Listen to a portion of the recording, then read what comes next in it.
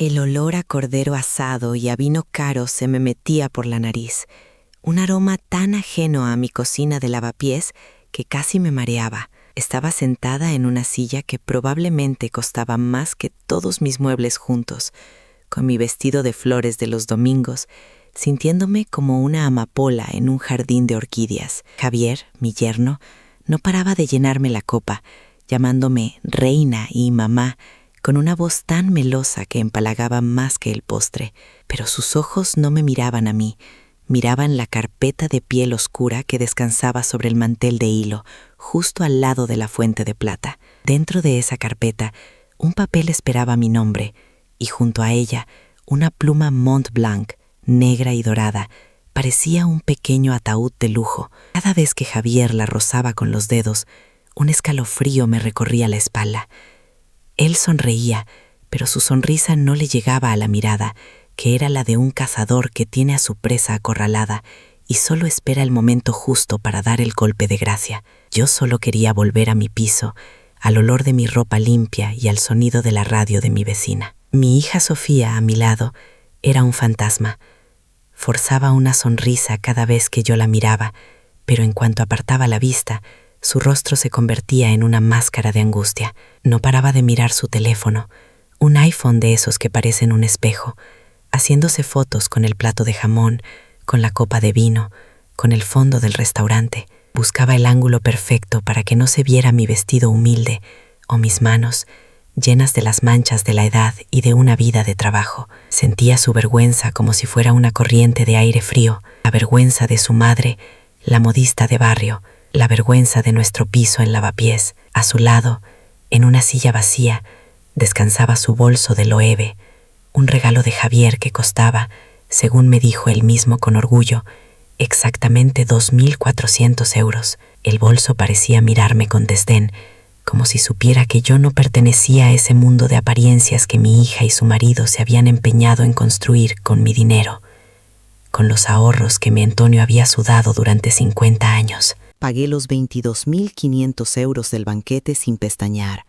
Pagué el viaje de novios a las Maldivas, otros 8.000 euros. Lo hice con gusto, pensando que invertía en su felicidad, en los cimientos de su nuevo hogar. Veía a mi niña radiante y eso era lo único que me importaba. No me di cuenta de que en realidad estaba pagando la primera cuota de una vida de apariencias que no era la suya, sino la de él. Al poco tiempo, decidieron que necesitaban un piso acorde a su estatus. Mi pisito de lavapiés, donde Sofía se había criado entre retales y patrones, de repente les daba vergüenza. Javier encontró un apartamento en Chamberí, no muy grande, pero en una calle con nombre. El problema, como siempre, era el dinero, la entrada. «Mamá, es una oportunidad única, los precios no paran de subir», me decía Sofía por teléfono, con esa vocecilla de niña a la que yo nunca he sabido decir que no. Fui al banco, a la misma sucursal donde Antonio y yo abrimos nuestra primera cuenta, y firmé un cheque por valor de 60.000 euros. Recuerdo el frío del bolígrafo en mis dedos y la mirada neutra del empleado del banco. Sentí un orgullo inmenso, el de una madre que puede allanar el camino a su hija, pero también sentí un pellizco en el estómago, una premonición amarga que decidí ignorar por completo. A partir de ahí, las malas rachas se convirtieron en una constante. Primero fue el coche. Javier necesitaba un Audi Q5 para visitar a sus clientes, para proyectar una imagen de éxito, según sus propias palabras. Yo no se lo compré, pero sí pagué una reparación del motor que ascendió a la friolera de 7.200 euros. Lo recuerdo perfectamente, porque me enseñó la factura con cara de funeral. «Sin el coche no puedo trabajar, mamá Carmen», me dijo, y yo, una vez más, saqué la libreta de ahorros. Luego fueron las tarjetas de crédito, que siempre estaban al límite. Pequeñas ayudas, 2.000 por aquí, 3.000 por allá, para llegar a fin de mes. Cada vez que me pedían dinero, sentía el olor a cuero nuevo de su coche, un aroma que se me antojaba a mentira, a una vida de cartón piedra que yo estaba financiando sin hacer preguntas. La siguiente fase fue la carrera de Sofía como influencer, una palabra que yo apenas entendía. Empezó con un teléfono nuevo, un iPhone que costó 1.400 euros, porque la calidad de la cámara es fundamental para mi marca personal, mamá. Después necesitaba ropa de marca para las fotos, bolsos de Loewe como el que llevaba hoy, de 2.400 euros, para que las firmas la tomaran en serio. Y luego, los viajes, fines de semana en Marbella, escapadas a Ibiza. Es trabajo, mamá, Estoy creando contenido, me aseguraba. Yo le daba el dinero y luego veía sus fotos en esa red social, sonriendo en yates o en hoteles de lujo. Me sentía como una extraña mirando la vida de una desconocida, una vida artificial y brillante, que se alimentaba directamente de los ahorros que su padre había sudado durante 50 años de madrugones y trabajo duro. El café se me enfriaba en la taza mientras miraba aquellas imágenes. La llamada que lo cambió todo llegó una noche de martes. Era Sofía, llorando desconsoladamente. «Mamá, estamos en la lista de ASNEF. Nos van a embargar. Javier le debe dinero a un prestamista y nos está amenazando». El mundo se me vino encima, no por el dinero, sino por la profundidad del engaño. 60.000 euros en deudas, una vida entera de mentiras. Aquella noche no dormí, di vueltas en la cama, con el corazón en un puño, sintiendo el frío de la traición calándome hasta los huesos. A la mañana siguiente, fui al banco e hice una transferencia de 15.000 euros para callar al prestamista más peligroso. Les salvé el pellejo de una vez más. Creí que habían tocado fondo, que aquello les serviría de lección. Pensé, ilusa de mí, que por fin iban a ser sinceros conmigo, que empezaríamos de cero. Mientras ellos vivían en su burbuja de lujo financiado, yo seguía en mi piso de siempre, con las persianas que no cierran bien y la cocina que pedía a gritos una reforma desde hace 10 años. Antonio y yo siempre habíamos soñado con hacer un viaje a Noruega para ver las auroras boreales cuando nos jubiláramos. El folleto de la agencia de viajes sigue en el mismo cajón de la cómoda, amarillento por el tiempo. Nunca fui. Cada vez que ahorraba un poco para darme ese capricho, para cumplir nuestra promesa, surgía una nueva emergencia, una derrama inesperada en su edificio, una factura del dentista de Javier, un curso de marketing para Sofía. Miraba mis zapatillas gastadas, las paredes desconchadas de mi pasillo, y pensaba en sus cenas en restaurantes con estrellas Michelin. Me convertí en su cajero automático, en un pozo sin fondo del que sacaban agua sin pensar jamás si la fuente podría secarse. Pero lo que más olía no era el dinero, era el desprecio sutil, la vergüenza que sentían de mí. Dejaron de venir a comer a casa. «Es que Lavapiés nos pilla muy a desmano, mamá. Mejor quedamos en un sitio por nuestra zona», decían. La última vez que Sofía vino a mi casa, miró mi vestido de flores, el mismo que llevo hoy, y me dijo con una mueca: «Mamá, por favor, no te pongas eso para venir al asador. Parece de mercadillo». Javier fue aún más cruel. Un día, mientras me ayudaba a subir las bolsas de la compra, soltó: «Carmen, entiéndelo. En el barrio de Salamanca la gente se fija mucho en las apariencias. No podemos dar una imagen equivocada». Cada palabra era una pequeña cuchillada en el corazón. Me estaban pidiendo que me escondiera, que fuera invisible, que no manchara su fachada de gente de bien con mi humilde realidad. Y así, sacrificio tras sacrificio, mentira tras mentira, llegamos a esta mesa, a este cordero asado y a esta pluma Montblanc. Mientras Javier me empujaba la carpeta de piel, lo comprendí todo con una claridad que me heló la sangre.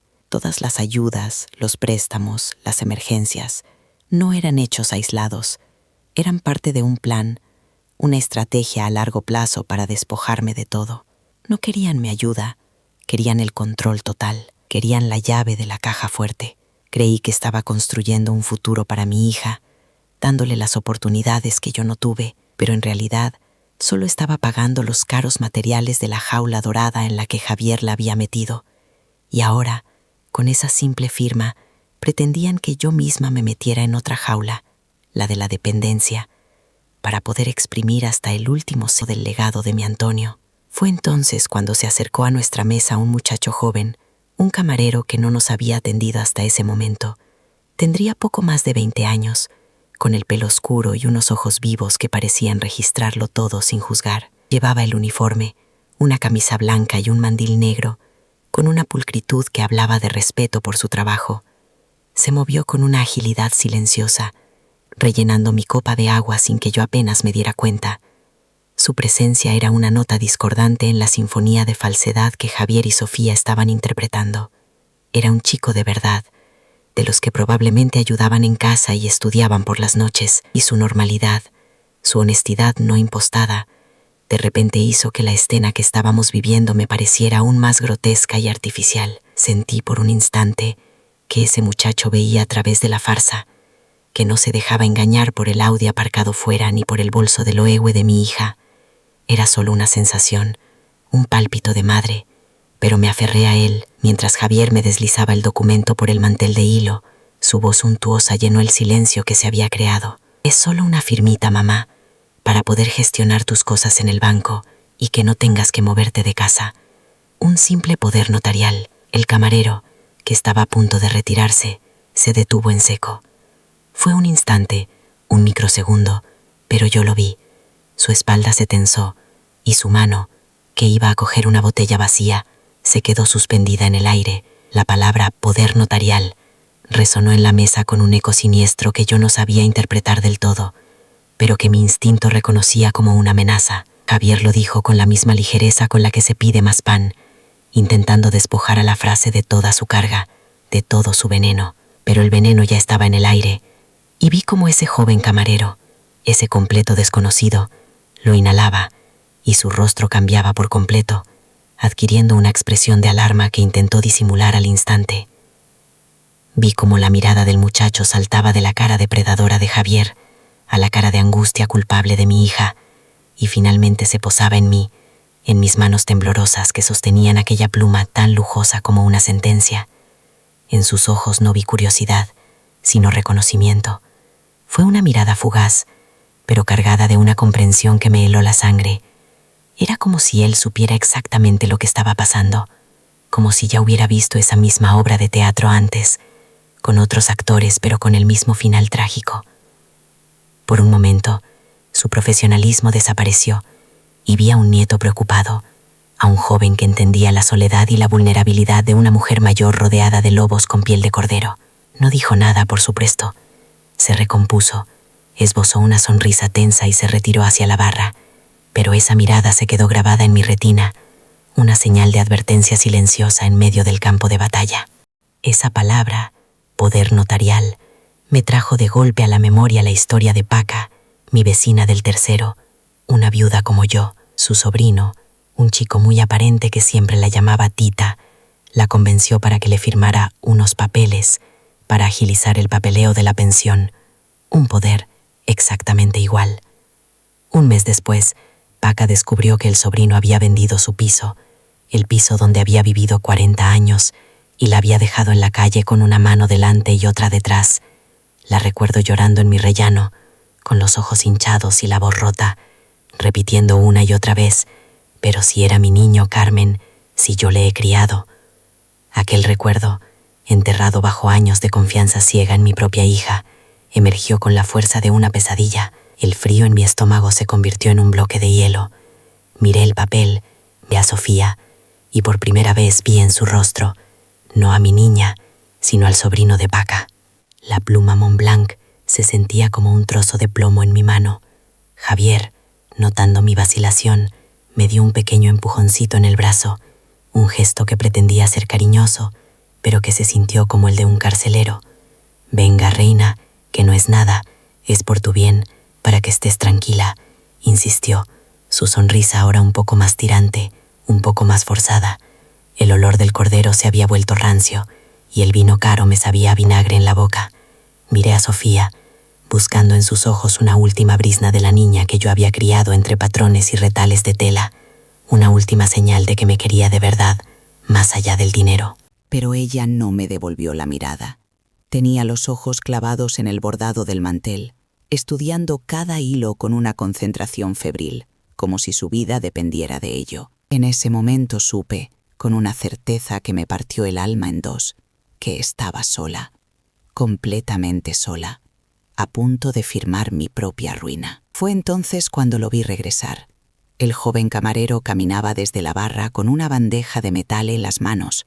Sobre ella, una botella de vino tinto recién abierta, varias copas limpias y una jarra de agua con hielo. Su rostro mostraba una concentración absoluta, la de un profesional que calcula cada paso en un comedor abarrotado. Pero había algo en su caminar, una tensión deliberada, una determinación que no encajaba con la simple tarea de servir una mesa. Mis ojos, nublados por las lágrimas que luchaban por no salir, siguieron su trayectoria como si fuera a cámara lenta. El mundo a mi alrededor pareció enmudecer. El murmullo del restaurante, el tintineo de los cubiertos, la voz insistente de Javier, todo se desvaneció. Solo existíamos él, yo, y la bandeja que va hacia nosotros como un ariete silencioso. A un paso de nuestra mesa, su pie pareció engancharse con una pata invisible de la silla. El movimiento fue a la vez torpe y extrañamente coreografiado, un traspié espectacular. La bandeja de metal se inclinó, y por un instante eterno, todo quedó suspendido en el aire. Luego, el caos. La botella de vino tinto pareció explotar, lanzando un geyser de líquido rojo oscuro que voló directamente a Javier, empapando su camisa de marca y su cara de asombro. Las copas se hicieron añicos contra el suelo con un estruendo que hizo que todo el restaurante se girara, y el agua helada, la jarra entera, cayó con una precisión milimétrica sobre la carpeta de piel, sobre el documento, el poder notarial. El papel blanco absorbió el líquido al instante. La tinta de los párrafos empezó a correrse, convirtiendo las cláusulas legales en un borrón ilegible, en una mancha informe y definitiva. El silencio que siguió al estruendo fue más elocuente que cualquier grito. Duró apenas 3 segundos, pero en ese tiempo vi la verdadera cara de mi yerno. La máscara de yerno perfecto se desintegró, revelando un monstruo de codicia y desesperación. «Animal», aulló, poniéndose en pie de un salto, con el vino chorreándole por la barbilla. «Mira lo que has hecho. Era el poder. Hoy íbamos a resolver nuestra vida». La frase me golpeó como una bofetada. Nuestra vida, no la mía, la suya. No era una ayuda para mí, era su salvación, la pieza final de su plan. Sofía intentaba calmarle, tirando de su chaqueta, con la cara descompuesta por la vergüenza pública. Pero el daño ya estaba hecho. Miré el papel empapado, la furia desnuda en los ojos de Javier, y después busqué los ojos del camarero. En medio de sus disculpas exageradas, me lanzó una mirada que lo decía todo.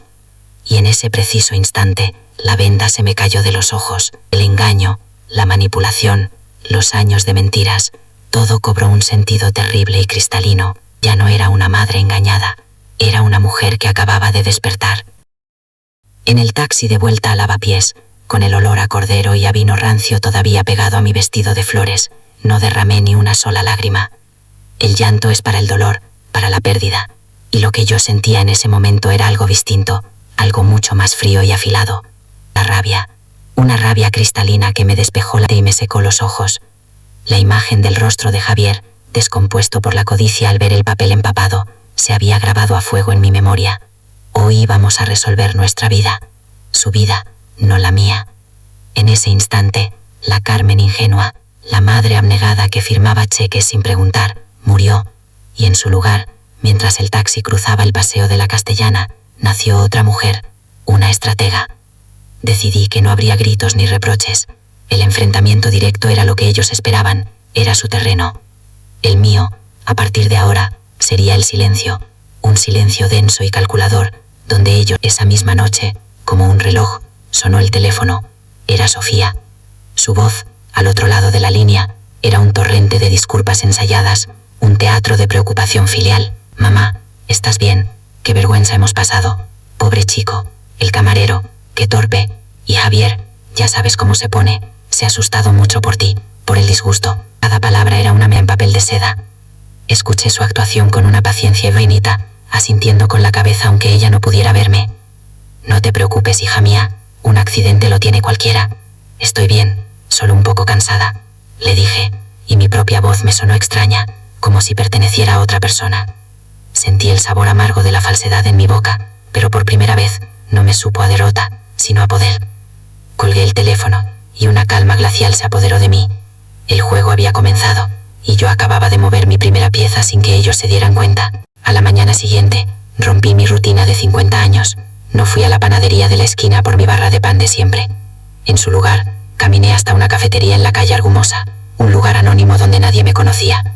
Pedí un café solo, amargo, como el que se me había quedado en el estómago el día anterior. Saqué de mi bolso una pequeña agenda de cuero que Antonio me había regalado hacía décadas. Sus páginas estaban amarillentas por el tiempo. Pasé las hojas con cuidado. Mis dedos ya no temblaban. Allí estaba, escrito con la caligrafía firme de mi marido. Manuel Rojas, abogado. Confianza total. El número de teléfono parecía un faro en la niebla. Marqué los dígitos en mi móvil con una determinación que no sabía que poseía. La voz al otro lado fue amable y profesional. Despacho de abogados Rojas y Asociados. Dígame. Quisiera una cita urgente con don Manuel, dije. Es de parte de Carmen García, la viuda de Antonio. La oficina de don Manuel, en la calle Velázquez, olía a cuero, a madera noble y a confianza. Era un mundo a años luz de mi piso de lavapiés. Don Manuel, un hombre de mi edad con el pelo blanco y unos ojos que lo habían visto todo, me recibió con un abrazo que me supo ahogar. Le conté la historia del asador, no con la voz quebrada de una víctima, sino con la precisión de un testigo que relata un crimen. No omití ni un solo detalle, ni el bolso de Loewe de 2.400 euros, ni la pluma Montblanc, ni el grito desesperado de Javier. Don Manuel escuchaba en silencio, sus dedos entrelazados sobre la mesa. Cuando terminé, asintió lentamente. Carmen, ese poder notarial general les habría dado control absoluto sobre todo tu patrimonio. Hubieran podido vender, hipotecar, vaciar tus cuentas, sin tener que darte ni una sola explicación. Su confirmación fue como un golpe en el pecho, pero un golpe necesario. La primera consulta me costó 350 euros, la mejor inversión de mi vida. Mi primera tarea, bajo la estricta supervisión de don Manuel, fue construir una fortaleza digital alrededor de mi patrimonio. Esa misma tarde, sentada frente al viejo ordenador que Antonio usaba para sus cuentas, empecé la operación. Entré en la web de mi banco, ese portal que siempre me había parecido tan complicado, y con una guía que el abogado me había impreso, cambié todas las contraseñas. Elegí palabras que solo Antonio y yo conoceríamos, el nombre del primer barco que vimos en nuestro viaje de novios a Santander, la fecha exacta en que compramos el taller. Claves imposibles de adivinar para Sofía. Revoqué cualquier autorización secundaria que pudiera haberle dado en el pasado por si necesitaba sacarme dinero para un recado. Cada clic del ratón era como colocar un ladrillo en un muro invisible pero infranqueable. Me sentía como una espía en mi propia vida, protegiendo un secreto que, irónicamente, ellos creían estar a punto de descubrir y saquear. 2 días después sonó el teléfono. Era Javier. Su voz era melosa, empalagosa, como la miel a punto de caducar. «Mamá Carmen, ¿cómo está mi reina?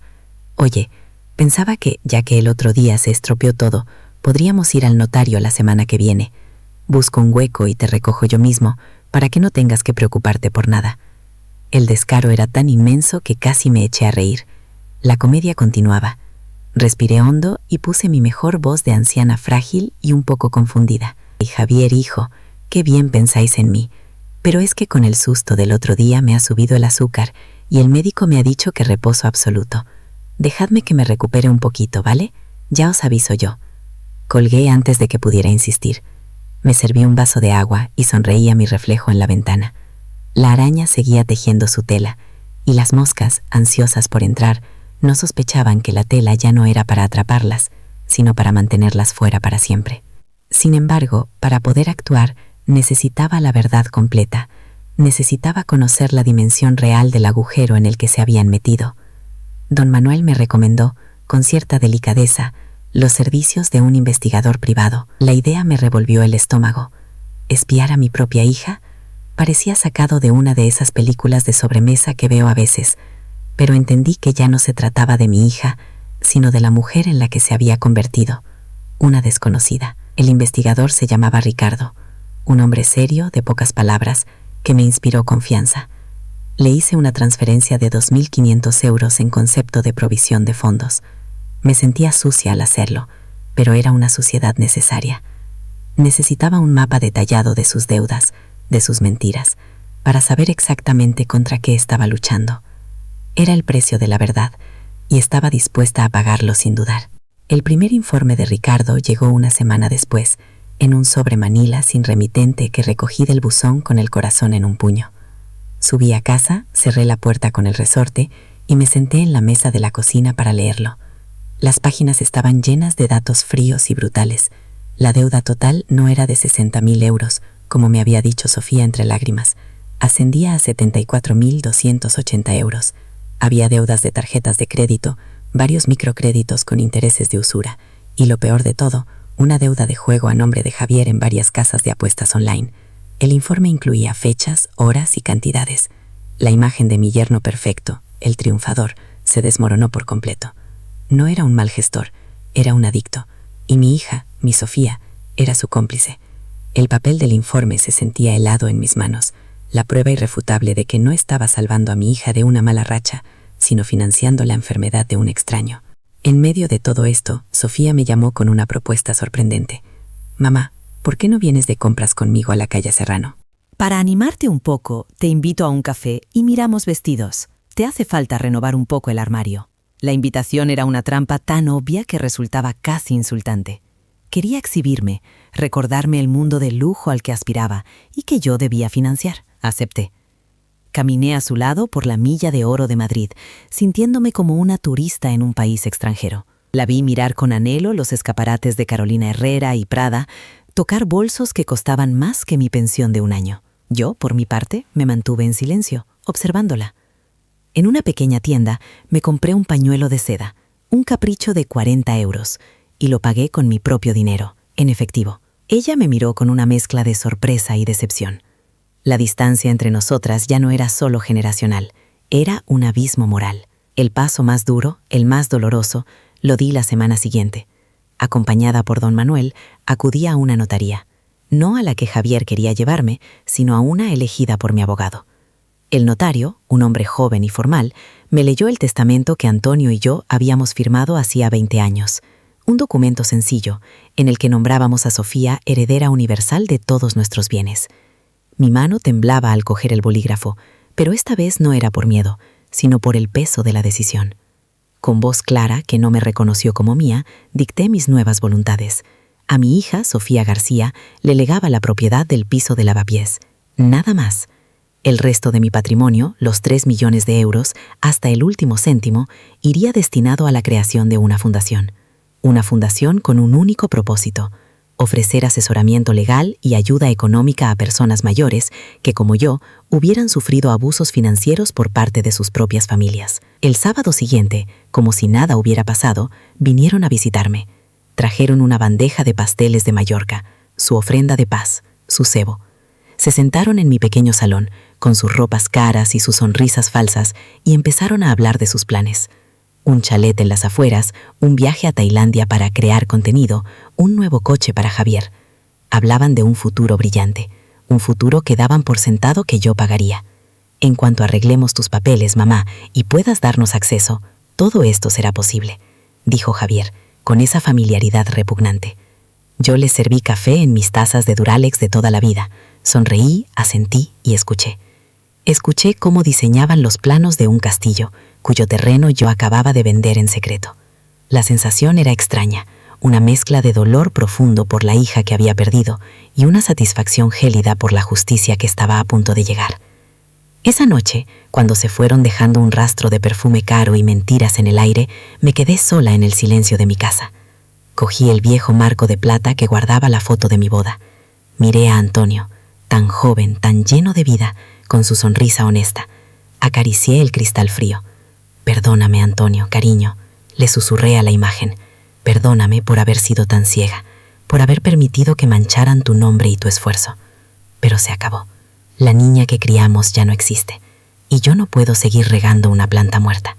Tu legado, nuestro legado, no servirá para comprar bolsos caros, ni para pagar deudas de juego. Servirá para algo bueno. Servirá para proteger a otros de los lobos. Te lo juro por tu memoria». Apagué la luz del salón, pero por primera vez en mucho tiempo no me sentía a oscuras. Sabía exactamente hacia dónde caminaba. La partida de ajedrez estaba llegando a su fin, y ellos ni siquiera sabían que era yo quien movía las piezas. Una semana después del desastre en el asador, una semana de silencio glacial por mi parte, descolgué el teléfono. Marqué el número de Sofía con unos dedos que ya no temblaban. Al otro lado, su voz sonó tensa, expectante. Puse mi mejor tono de anciana frágil, la voz que ellos esperaban oír, una melodía temblorosa de confusión y arrepentimiento. «Hija mía, he estado pensando mucho estos días», comencé, ensayando una pequeña pausa dramática. «Quizá tenéis razón. Estoy mayor y el susto del otro día me ha hecho ver que necesito ayuda. Quiero arreglar las cosas. Quiero firmar ese papel». Sentí una oleada de poder helado al pronunciar cada palabra sumisa. Era el cebo, la carnada más jugosa que podía ofrecerles. Podríamos cenar en casa el sábado, como antes, y lo dejamos todo zanjado, para celebrar que volvemos a ser una familia. El silencio al otro lado fue la prueba de que el anzuelo había sido mordido con avidez.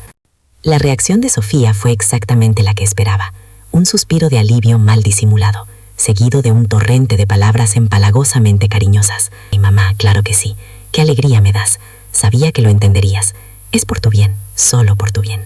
Podía oír a Javier de fondo, de triunfo, como un cazador que ve a su presa caminar directamente a la trampa. Aceptaron la invitación a cenar con un entusiasmo que rozaba lo obsceno. Su arrogancia era su talón de Aquiles, su soberbia el veneno que yo misma les iba a servir. No se preguntaron por qué había cambiado de opinión tan drásticamente. No sospecharon nada. En sus mentes, la vieja tonta y asustadiza simplemente había vuelto al redil, vencida por la soledad y el miedo. Colgué el teléfono y una sonrisa que no me reconocí se dibujó en mi cara. El tablero estaba dispuesto, y ellos, en su codicia, no veían que eran simples peones en mi partida final. Para la cena, decidí preparar un cocido madrileño, no un cordero asado ni ningún plato pretencioso de los que a ellos les gustaba fotografiar para sus redes sociales. Un cocido, el plato de nuestra vida, el olor de la infancia de Sofía, el sabor de los domingos en Lavapiés. Fui al mercado de Antón Martín, a mis puestos de siempre. El carnicero me guardó un buen morcillo, la pollería me dio una gallina hermosa. Mientras caminaba de vuelta a casa, con el peso de la compra en el carrito, sentía que no solo llevaba garbanzos y chorizo, llevaba el peso de los recuerdos, de los sacrificios, de un amor traicionado. Preparar ese cocido fue un ritual. El lento chup chup de la olla durante horas, el aroma que inundaba mi pequeña cocina, era mi manera de despedirme de la madre que fui y de armarme como la mujer en la que me había convertido. Les iba a dar una última cucharada de su pasado antes de borrarme de su futuro para siempre. La puesta en escena fue meticulosamente humilde. Extendí sobre la mesa del comedor el viejo mantel de hilo, ese que tenía un pequeño zurcido casi invisible que solo yo conocía. Recuerdo de una plancha demasiado caliente hace 30 años. Saqué la vajilla de Duralex de color ámbar, los vasos de diario, los cubiertos que habían perdido parte de su brillo. No había fuentes de plata ni copas de cristal tallado. Quería que el contraste con el asador del barrio de Salamanca fuera brutal. Quería que al entrar en mi casa se sintieran poderosos, superiores, que me miraran con esa mezcla de lástima y condescendencia que tan bien se les daba. Quería que su soberbia se inflara como un globo, para que la caída, cuando llegara el momento de pincharlo, fuera mucho más estrepitosa. Cada plato, cada vaso, cada servilleta de papel era una pieza de mi decorado, el escenario perfecto para la última función de su farsa. Pero a mi obra le faltaba un testigo crucial, alguien que diera fe del desenlace. La trampa no estaría completa sin un notario de la verdad. Esa misma tarde llamé a don Manuel. Manuel, soy Carmen. Necesito que te pases por mi casa el sábado a la noche, sobre las 10, para el postre, le dije, sin darle más explicaciones por teléfono. Él, con la inteligencia y la lealtad que le caracterizaban, no hizo preguntas. Solo hubo un breve silencio antes de que respondiera con una voz serena y cómplice. Entendido, Carmen. Casualmente tengo que llevarte unos documentos del seguro de la comunidad para que los revises. ¿Te parece bien esa excusa? Asentí, aunque no pudiera verme. Perfecto, Manuel. Trae también la factura de tus honorarios. Creo que después de la cena tendremos mucho que celebrar. No hizo falta decir más. Él sería mi testigo, mi ancla, la representación de la ley y la justicia en mi pequeño salón. Llegaron a las 9 en punto, puntuales como la desgracia. Sofía lucía un vestido de seda que probablemente costaba más que mi pensión de 2 meses, y Javier, con su camisa de marca impecable, traía bajo el brazo una botella de Vega Sicilia único que manejaba como si fuera el santo grial. Para celebrar, suegra, que por fin entras en razón, dijo con una sonrisa que no le llegaba a los ojos. Su mirada recorrió mi modesto salón con desdén, deteniéndose en el gotelé de las paredes, en el sofá hundido por el uso. Ay, mamá, qué ganas de que firmes para poder buscarte un pisito más mono, con ascensor y portero, que esto ya no está para ti, comentó Sofía, mientras dejaba su bolso de 2.400 euros sobre mi vieja mecedora de mimbre. Cada una de sus palabras era un regalo, una prueba más que yo atesoraba en silencio. alimentando el fuego helado de mi determinación. La cena transcurrió en una atmósfera de falsa cordialidad que se podía cortar con un cuchillo. Les serví el cocido en los platos de Duralex. Comieron con desgana, apartando la grasa del tocino, hablando por encima del plato humeante. Su conversación era un monólogo de sus delirios de grandeza. El chalet en Aravaca, con piscina y jardín para hacer unas fotos increíbles para mis seguidores, decía Sofía. El nuevo Audi, un modelo superior, porque Javier necesitaba proyectar una imagen de solvencia absoluta. El viaje a las Seychelles para desconectar después de todo este estrés. Yo escuchaba, asentía, sonreía, haciendo el papel de la madre ingenua y feliz por el éxito de sus hijos. Les observaba devorar mi comida, mientras planeaban cómo devorar mi vida, y sentía una calma terrible, la calma del verdugo que afila la hoja antes de la ejecución. No tuve que esperar mucho. En cuanto retiré los platos de la sopa, Javier, impaciente, carraspeó y sacó de su maletín de piel una carpeta idéntica a la del otro día.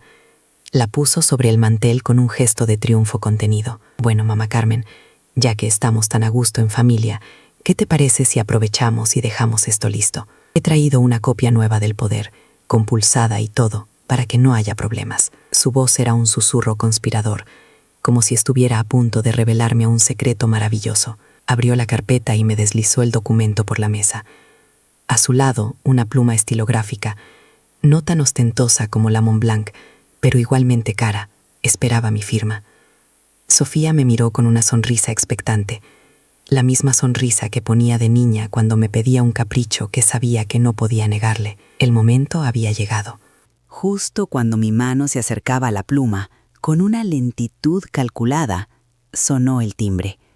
Un sonido agudo y claro que rompió la tensión de la sala. Javier y Sofía se sobresaltaron, visiblemente molestos por la interrupción en el clímax de su operación.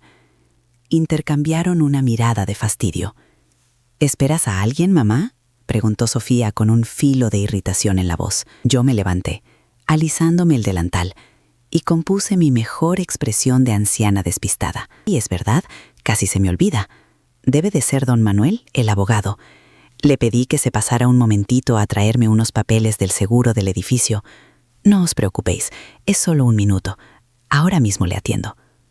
La palabra abogado flotó en el aire del pequeño salón y vi como una sombra de duda, minúscula pero inconfundible, cruzaba por primera vez la mirada triunfante de mi yerno. Me di la vuelta y caminé lentamente hacia la puerta de entrada, dándoles la espalda. Podía sentir sus miradas clavadas en mí, una mezcla de impaciencia y una nueva e incipiente ansiedad. Les dejé solos en la mesa, con el documento que representaba toda su codicia extendido sobre mi viejo mantel, bajo la luz amarillenta de la lámpara del comedor. Cada paso por el corto pasillo era un redoble de tambor en mi cabeza. Al llegar a la puerta, me detuve un instante y respiré hondo. El escenario estaba perfectamente montado. Los villanos a punto de conseguir su trofeo. El testigo de la justicia esperando al otro lado de la puerta. Y yo, la víctima designada, a punto de revelar que en esta función el director, el guionista y el protagonista del acto final era yo. Giré el pomo de la puerta. La comedia había terminado. Era la hora de la tragedia, la suya.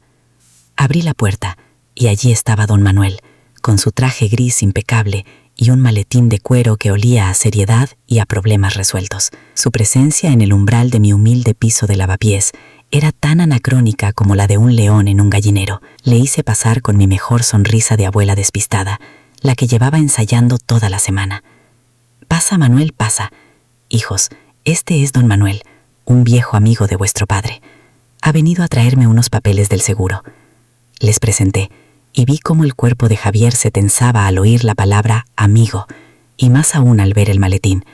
Sofía forzó una sonrisa, pero sus ojos, por un instante, se llenaron de la misma suspicacia que los de un animal acorralado. La atmósfera del salón, ya cargada de codicia, se espesó de repente con una nueva emoción. El miedo, un miedo incipiente, pequeño, pero que yo me encargaría de hacer crecer hasta que los ahogara por completo. Un actor consumado, desempeñó su papel con una maestría que me emocionó.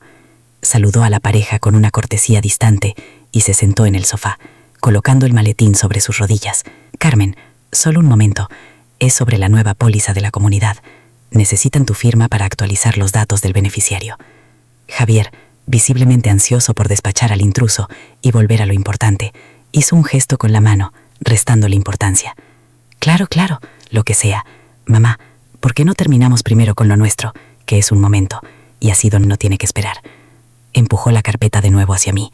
Su impaciencia era un insulto a la inteligencia, una confesión a gritos de su desesperación. No se daba cuenta de cada gesto apresurado, cada palabra salamera. No hacía más que clavar otro clavo en su propio ataúd.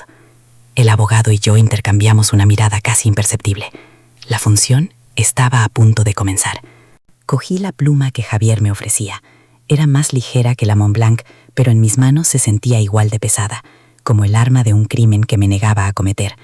Dejé que el silencio se apoderara de la habitación, un silencio denso que solo era roto por el tic-tac familiar del viejo reloj de pared que Antonio había colgado hacía 40 años. El olor a cocido se mezclaba ahora con el perfume caro de Sofía, creando un aroma nauseabundo a traición. Mis ojos fueron del papel a mi hija, que me miraba con una sonrisa pintada, una máscara de niña buena que ya no lograba engañarme. Luego miré a Javier, cuya ansiedad era tan evidente que casi podía oír el latido desbocado de su corazón codicioso. Les dejé marinar en esa tensión, saboreando por primera vez en mucho tiempo la sensación de tener el control absoluto. La Carmen sumisa había muerto en aquel asador, y ellos estaban a punto de conocer a su fantasma. Fue un tono claro, firme, afilado como el cristal roto. «Sabes, Javier, he estado pensando mucho en este papel», comencé, mirándole directamente a los ojos. Vi el desconcierto florecer en su rostro, una microexpresión de sorpresa que intentó ocultar con una sonrisa forzada. Sofía, que estaba revisando su móvil por debajo de la mesa, levantó la cabeza de golpe, como si le hubiera dado una descarga eléctrica. Mi cambio de tono fue la primera ficha de dominó en caer. He pensado en lo que significa realmente, en lo que implica darle a alguien el poder absoluto sobre tu vida, sobre el trabajo y el sudor de tu marido, sobre cada recuerdo material que te queda en el mundo. Cada palabra era un martillazo, preciso y deliberado, sobre los cimientos de su plan. El aire en la habitación se volvió gélido. Y, mientras pensaba, continué, sin apartar la mirada de sus caras cada vez más pálidas, me acordé de Paca, mi vecina del tercero. ¿La recordaris?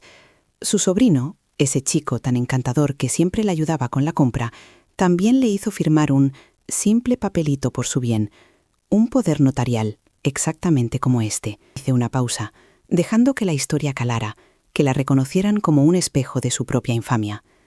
Un mes después, Paca estaba en la calle. El sobrino vendió su piso, el de toda su vida, y desapareció con el dinero. La última vez que la vi, estaba llorando en el rellano, preguntándose cómo la persona que más quería en el mundo había podido hacerle algo así. Miré fijamente a Sofía al decir la última frase, y vi cómo sus ojos se llenaban de un pánico genuino, el de quien acaba de ser descubierto en mitad del robo. Javier intentó recuperar el control, soltando una risa forzada que sonó hueca y metálica. «Por favor, Carmen, ¿qué cosas dices? No vas a comparar a ese delincuente con nosotros. Somos tu familia, por el amor de Dios. Solo queremos cuidarte, protegerte». Su voz, que siempre había sido su mejor arma, ahora sonaba débil, desesperada. Le corté en seco, mi voz como un látigo. «No, no vuelvas a usar esa palabra en mi casa». Empujé la carpeta con el documento a través de la mesa hasta que chocó contra su botella de vino caro. La familia no engaña, la familia no manipula, la familia no intenta robarle a una viuda el legado de su marido. Eso, Javier, no lo hace la familia. Eso lo hacen los ladrones. La palabra ladrones quedó suspendida en el aire, cruda y brutal, despojándoles de cualquier disfraz de piedad filial que les quedara. Fue entonces cuando Sofía empezó a llorar, pero no eran las lágrimas de cocodrilo de la llamada telefónica, eran sollozos secos, convulsos, el sonido de una actriz a la que se le ha olvidado el guión. «Mamá, ¿cómo puedes decirnos eso?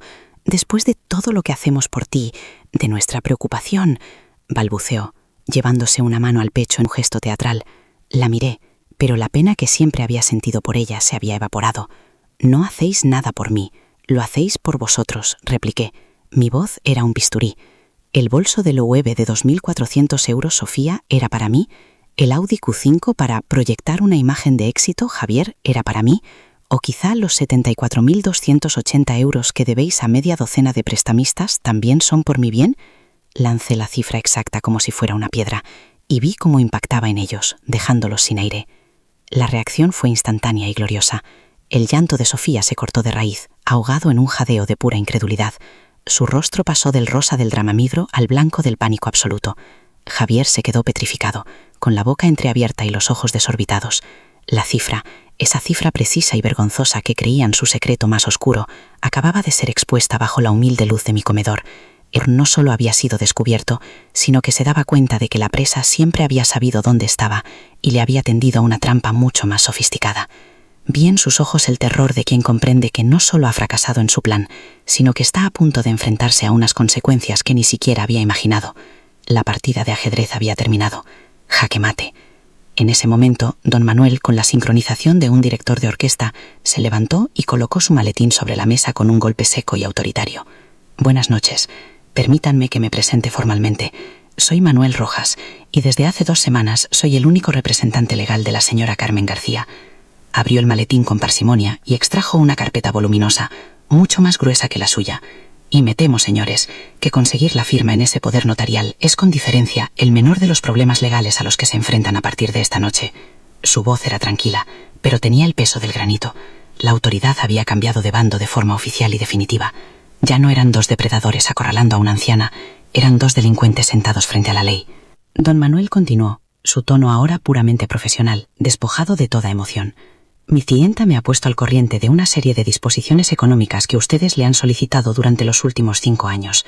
Disposiciones que, a la luz de los acontecimientos, podrían ser constitutivas de un delito de estafa continuada, con el agravante de abuso de confianza y prevalimento de la relación familiar. Deslizó sobre la mesa una hoja de cálculo impresa. Hemos documentado cada transferencia, cada cheque, cada pago de tarjeta de crédito, un total de 182.500 euros, una cantidad que, como comprenderán, vamos a reclamar por la vía judicial si es necesario.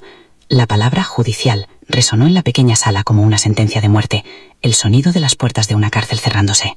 Yo tomé de nuevo la palabra, dirigiéndome a ellos como si fueran niños a los que estuviera regañando por una travesura, no por un crimen. El dinero de vuestro padre, dije, y mi voz se quebró por un instante, el único atisbo de emoción que me permití, el dinero que ganó levantándose a las 5 de la mañana durante 50 años, cargando sacos de cemento hasta que le sangraban las manos. Ese dinero no era para pagar tus deudas de juego online, Javier. Su cabeza se giró hacia mí con la violencia de un latigazo. El secreto de su adicción, revelado. Y tampoco era, Sofía, para que pudieras comprarte una vida de mentira en Instagram y fingir ser alguien que no eres, avergonzándote de la madre que te cosió la ropa hasta que te fuiste de casa. Les arrebaté sus últimas máscaras, dejándolos completamente desnudos en su miseria moral. La explosión de Javier fue volcánica, la reacción predecible de un matón al que le quitan el juguete. Se puso en pie de un salto, y la silla de madera vieja cayó al suelo con un estruendo. «Vieja desamadecida, ¿quién coño te crees que eres?», gritó, con la cara congestionada por la rabia y pequeñas gotas de saliva volando de su boca. «Después de todo lo que hemos hecho por ti, ese dinero nos pertenece por derecho. Somos tu única familia, te guste o no». Era la pura bilis de la codicia, el grito de un parásito al que le anuncian que el huésped ha muerto. Su violencia ya no me asustaba. Al contrario, me confirmaba que había hecho lo correcto. Era la última pataleta de un niño malcriado, al que por fin alguien le decía que no. Permanecí sentada, mirándole desde mi silla con una calma que le desarmó más que cualquier grito. Dejé que su rabia se estrellara contra el muro de mi silencio. Cuando terminó, con el pecho subiendo y bajando por la agitación, le respondí con una voz tan baja que tuvo que inclinarse para oírme. «Te equivocas en 2 cosas, Javier. 2 cosas muy importantes». Hice una pausa, asegurándome de tener su atención completa. «Primero, y quiero que te quede muy claro, vosotros ya no sois mi familia.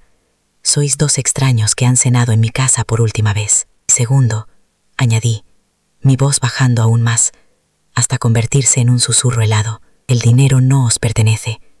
Ni ahora, ni nunca. No volveréis a ver ni un solo céntimo del patrimonio de mi marido. Jamás».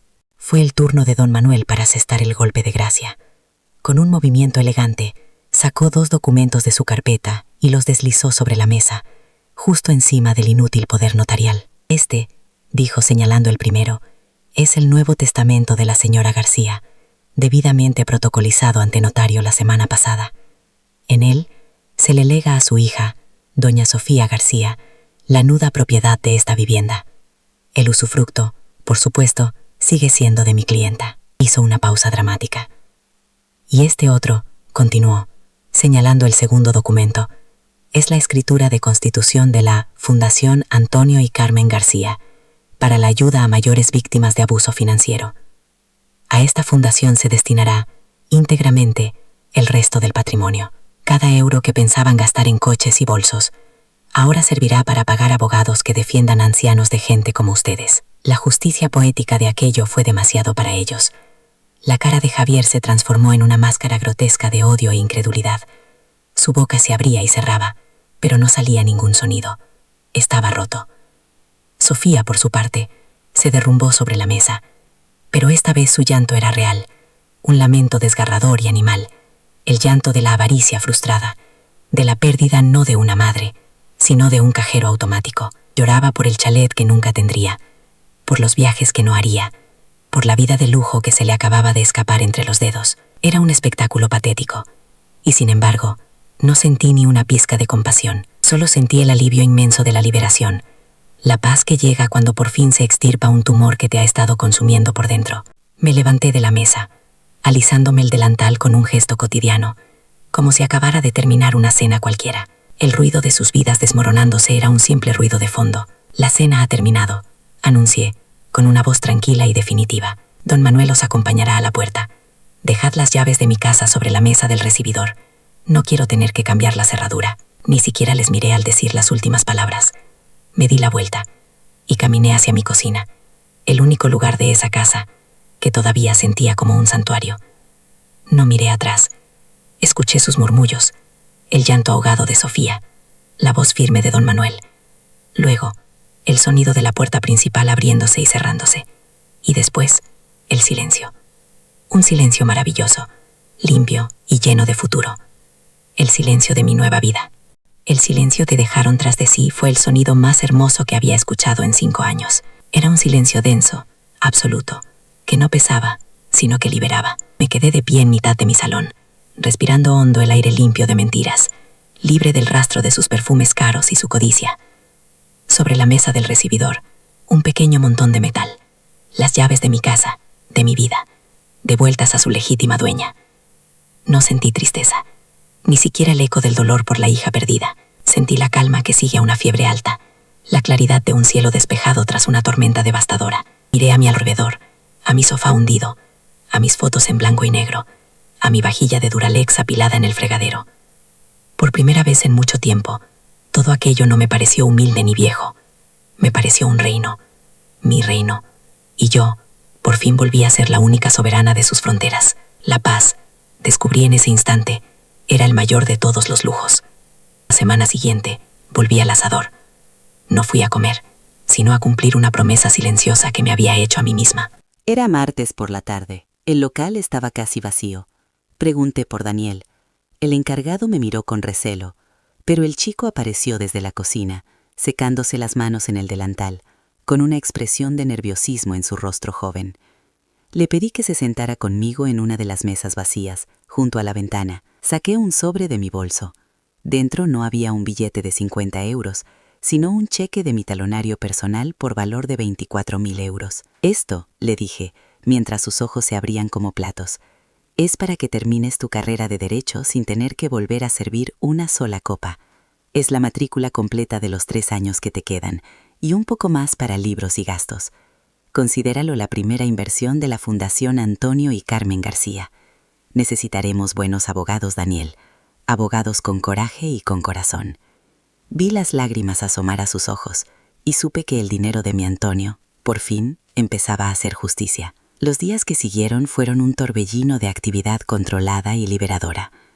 Don Manuel se convirtió en mi sombra, mi general en el campo de batalla legal. Juntos fuimos al banco y con una frialdad que me sorprendió a mí misma, revoqué cualquier poder o autorización que Sofía hubiera tenido jamás sobre mis cuentas. Cambié todas las claves de acceso a la banca online, usando nombres de pueblos de la infancia de Antonio, que mi hija ni siquiera sabría pronunciar. Luego, en la notaría, firmé la constitución de la fundación, un documento grueso y solemne que se sentía como el verdadero testamento de mi marido. Cada firma era un portazo a mi pasado de sumisión. El coste total de los honorarios de don Manuel y los gastos de gestión ascendió a 8.700 euros y los pagué con una sonrisa. Era el precio de mi libertad y me pareció una ganga. Estaba construyendo un muro, no para encerrarme, sino para proteger a otros. Las noticias sobre ellos me llegaron, como llegan siempre las malas nuevas en los barrios, a través de terceros. La primera fue que el Audi Q5 de Javier había sido embargado directamente del garaje de su edificio. Al parecer, la financiera llevaba meses detrás de él. Poco después, me enteré por la portera de su finca, una mujer a la que yo le había arreglado el bajo de un abrigo hacía años, que los habían desahuciado del piso de Chamberí por impago del alquiler. Debían exactamente 5 meses, un total de 9.000 euros. La imagen que me describió la portera fue devastadora. Sofía, intentando ocultar su cara, mientras metía sus bolsos de marca en cajas de cartón, a la vista de todos los vecinos. El castillo de naipes que habían construido con mi dinero y sus mentiras se había derrumbado con el primer soplo de la cruda realidad. La fachada de éxito se había hecho añicos, dejando a la vista solo la miseria y las deudas. Pero la verdadera condena para ellos no fue la financiera, sino la social. El universo de Sofía, ese pequeño cosmos digital de influencers y apariencias, se le vino encima. La noticia del desahucio y de los embargos corrió como la pólvora en sus círculos. Dejó de publicar fotos en restaurantes caros. Sus colaboraciones con marcas de medio pelo se secaron de la noche a la mañana. Me contaron que intentó vender su famoso bolso de Loewe en una aplicación de segunda mano por apenas 600 euros. Una humillación pública que la convirtió en el hazmerreír de las mismas personas a las que tanto se había esforzado por impresionar. La vergüenza que siempre había sentido por sus orígenes humildes se transformó en la vergüenza mucho más corrosiva de su propio y merecido fracaso. Su condena fue convertirse en aquello que más temía, una irrelevante, una farsante descubierta, un chiste malo en el móvil de otros. Ese invierno, por fin, cumplí la promesa que le había hecho Antonio. Hice la maleta, no con vestidos de flores para aparentar, sino con jerseys de lana gruesa y botas de montaña. Viajé sola a Noruega. Una noche, en un pequeño pueblo pesquero más allá del círculo polar ártico, el cielo se rasgó y comenzó el espectáculo. Las auroras boreales danzaban sobre mi cabeza, verdes, violetas, como si el alma de mi marido estuviera pintando el universo para mí. No lloré, solo sentí una paz inmensa, una conexión profunda con él y conmigo misma. Allí, bajo ese milagro de luz, comprendí que Antonio no me había dejado un patrimonio de 3 millones de euros. Me había dejado una herencia mucho mayor, la fortaleza para defender su legado y la oportunidad de vivir, por fin, mi propia vida. El frío en mi cara era real, pero mi corazón, por primera vez en años, estaba cálido y a salvo. De vuelta en Madrid, mi vida encontró un nuevo ritmo, un nuevo propósito. El piso de lavapiés ya no era mi refugio, sino mi cuartel general. 2 veces por semana, me reunía en la pequeña oficina que alquilamos para la fundación, con otras personas como yo. Escuchaba sus historias, tan parecidas a la mía, llenas de sobrinos encantadores y de simples papelitos. Pero ahora sus voces no se perdían en el vacío. Les ponía en contacto con Daniel, que trabajaba como pasante para don Manuel, y veía cómo el miedo en sus ojos se transformaba en esperanza. No era una heroína, solo era Carmen, la modista de lavapiés, pero mis manos, que antes solo sabían coser tela, ahora ayudaban a remendar vidas rotas. Descubrí que el dolor, cuando se comparte y se transforma en acción, se convierte en un arma poderosísima. Mi herida se había convertido en el escudo de muchos. A veces, por la noche, me siento en la vieja mecedora de mimbre, la misma sobre la que Sofía dejó su bolso aquella última noche. Miro por la ventana las luces de mi barrio, un barrio de gente trabajadora, de gente real, y pienso en el dinero. El dinero no da la felicidad, es cierto, pero te da algo casi tan importante. Opciones, la opción de decir, basta, la opción de defenderte, la opción de empezar de nuevo. Aprendí, a un coste muy alto, que la verdadera riqueza no está en la cantidad que tienes en el banco, sino en el valor que te das a ti misma, y que la familia no es la que lleva tu sangre, sino la que respeta tu dignidad. Mi hija y su marido querían mi fortuna, y en su intento por robármela, sin darse cuenta, me hicieron el mayor regalo de todos, me devolvieron a mí misma, y esa es una herencia que no tiene precio.